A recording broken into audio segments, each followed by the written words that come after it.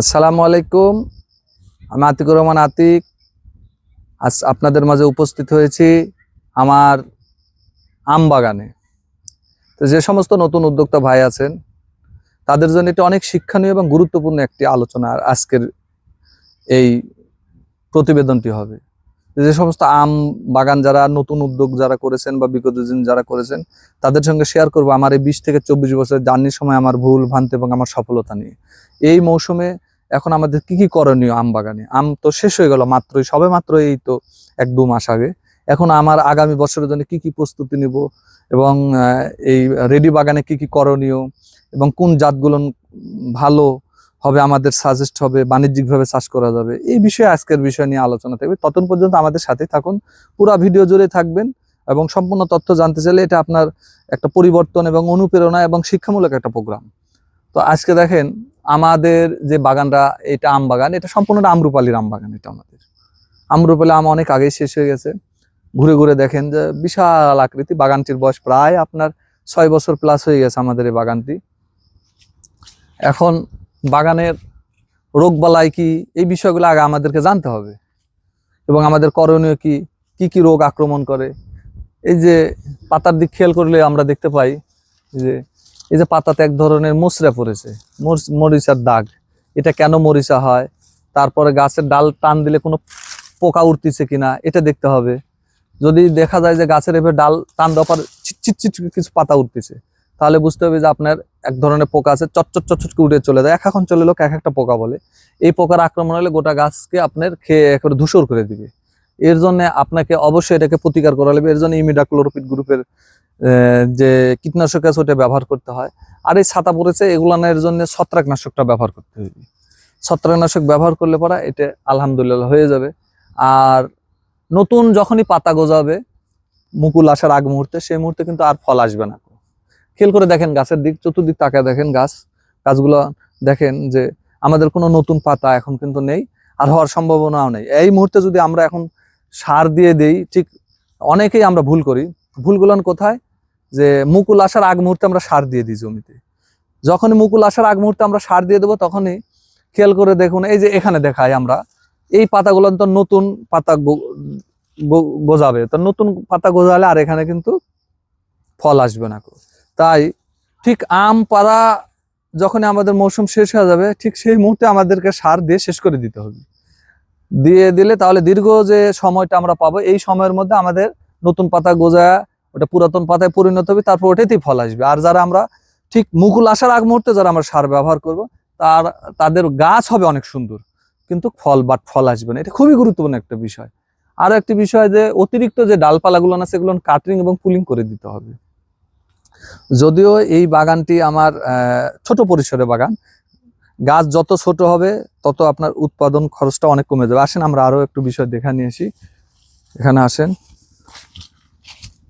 এই যে এই অঞ্চলে গাছ ঘন হয়ে গেছে, এই সাইডটা এখানে আগে লাগানো ছিল অনেক ঘনত্বে, এখন একটা করে গাছ আমরা তুলে দেবো মাঝখান থেকে, পুরাপুরি গাছটা তুলে দিতে হবে। গাছ অধিক ঘনত্বে কিন্তু কোনো ফল আসবে না। আরো উপর দিক পাতাগুলান সহ আমাদেরকে দেখাই। আসেন আরো একটি গাছ দেখাই। এটা দেখেন ফাঁকা গাছটা আমরা দেখাবো যে ফাঁকা গাছের গ্রোথটা কেমন হয়েছে। আসেন আমাদের সাথে সে পর্যন্ত।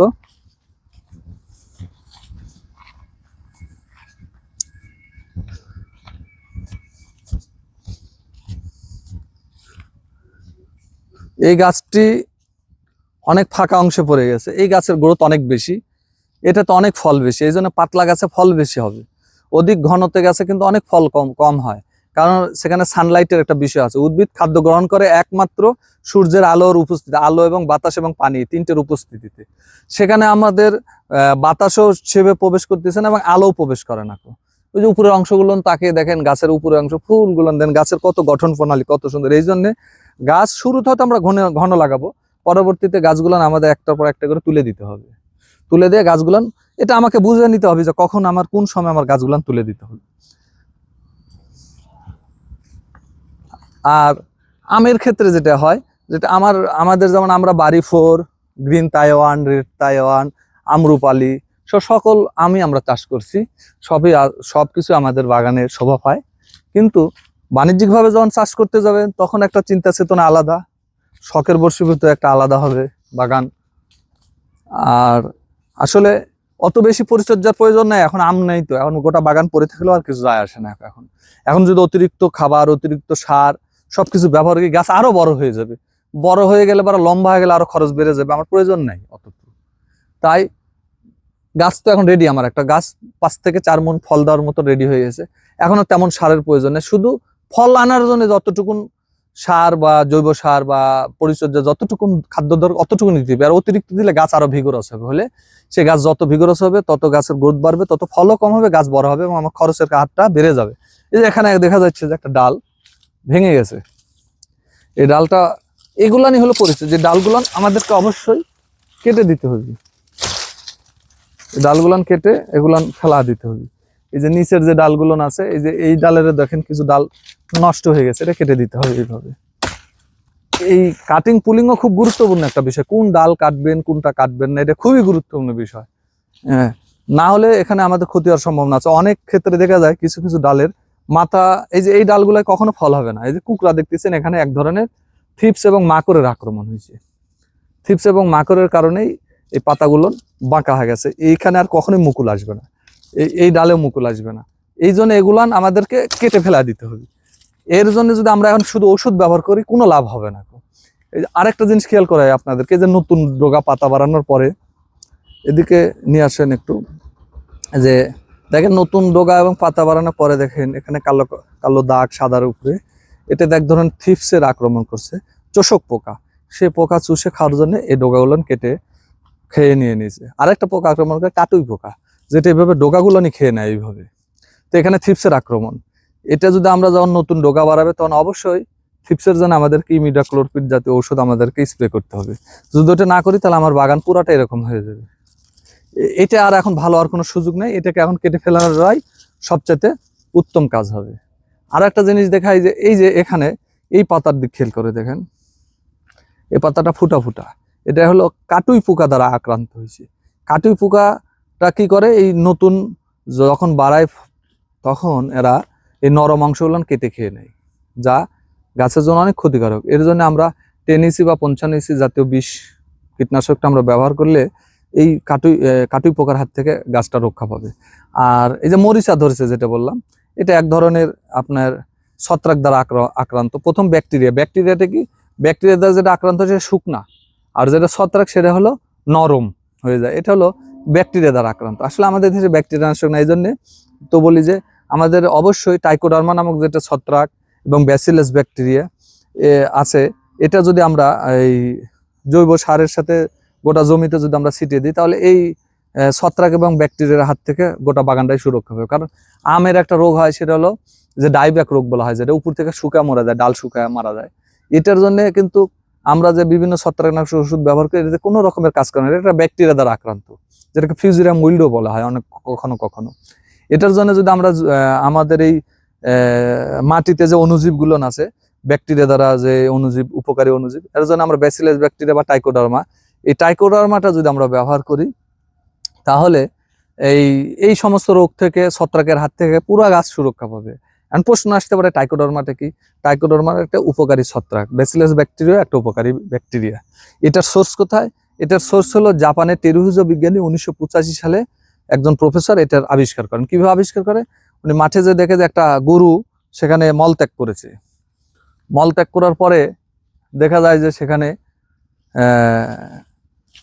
ওই মলটা উঁচু হয়ে আছে। 8 দিন পর যে দেখে যে ওই মলগুলো আস্তে করে অল্প নিষ্ক্রিয় হয়ে গেছে, তখন এই মলটা তুলে নিয়ে যায়, দেখে যে ওর ভিতরে এক ধরনের ছত্রাক আছে, যে ছত্রাকটি এই উঁচু ডিব্বা 5 কেজি ওজনের মলকে 1 কেজিতে পরিণত করেছে।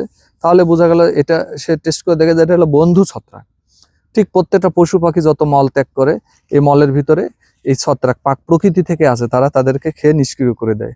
আজকে ভেবে দেখেন আপনারা, আমরা যত মল ত্যাগ করি, এটা যদি ওইভাবে স্তূপ হয়ে থাকতো, তাহলে কিন্তু আমরা মলের নিচেই পড়ে যেতাম। সেই বন্ধু ছত্রাককেই জাপানে সে বিজ্ঞানী এটাকে সংরক্ষণ করে, সেটাই এখন আমাদের হাতে আসছে। এটার আমার সৌভাগ্য হয়েছিল প্রায় 8-10 সালের দিকে। আপনার পল্লী উন্নয়ন ও সমবায় মন্ত্রণালয়ের অধীনে এটার একটা প্রশিক্ষণে অংশগ্রহণ করার আমার সুযোগ হয়েছিল। সেই সুযোগের মাধ্যমে তথ্যগুলো জানি এবং এটার কালচার, এটার উদ্ভাবনী কিভাবে হয়, এটার প্রয়োগ কিভাবে করতে হয়, কখন দিতে হয়, এটা খুবই একটা সহজ বিষয়। এটা তখনই আমি তথ্যগুলো জানছি এবং আমি ব্যবহার করে আসছি। আপনাদের যদি এই সম্বন্ধে কোনো তথ্য জানার থাকে অবশ্যই আপনি আমাদের ইনবক্সে আমাদের সঙ্গে যোগাযোগ করবেন, বিস্তারিত তথ্য আমরা আপনাদেরকে জানাবো। এবং এটা ব্যবহার করলে মাটির গুণগত মান ঠিক থাকা মানেই গাছও সুরক্ষা পাবে রোগ বালাই থেকে। শুধু আমরা তো বাংলাদেশে 99% সব কীটনাশকের উপর নির্ভরশীল না। এখানে যদি আমরা জৈব অর্গানিকটা যদি ব্যবহার করি পাশাপাশি, তাহলে আমাদের কিন্তু কীটনাশকের ব্যবহার অনেক কমে যাবে, খরচ কমে যাবে, খাদ্য নিরাপদ হবে এবং এতে করে স্বাস্থ্য সুরক্ষা পাবে। এবং যেটা আমরা অর্গানিক খাদ্যের স্লোগান করতেছি, এখানে অর্গানিক খাদ্য হিসেবে এটা বড় হয়ে আমাদের একটা ফেসবুক পেজ আছে, আতিক অর্গানিক কৃষি বাজার, আতিক অর্গানিক কৃষি ফ্যামিলি। এটার সঙ্গে আপনারা যুক্ত থাকলে প্রতিদিন নিয়তই আমাদের প্রত্যেকটা তথ্য আপনারা জানতে পারবেন। এবং আমাদের ইউটিউব চ্যানেলটি আপনারা সাবস্ক্রাইব এবং কমেন্ট এবং লাইক করুন, তাহলে আমাদের আরও তথ্য আপনারা জানতে পারবেন। আজকে এই পর্যন্ত শেষ। আগামী পর্বতে আমরা আরও নতুন নতুন তথ্য নিয়ে আসবো, নতুন উদ্যোক্তা ভাইদের জন্য, নতুন বাগানী ভাইদের জন্য। এটা অনেক বড় একটা অনুপ্রেরণা এবং মোটিভেশনের একটা প্রোগ্রাম হতে পারে। এ বলে শেষ। আসসালামু আলাইকুম।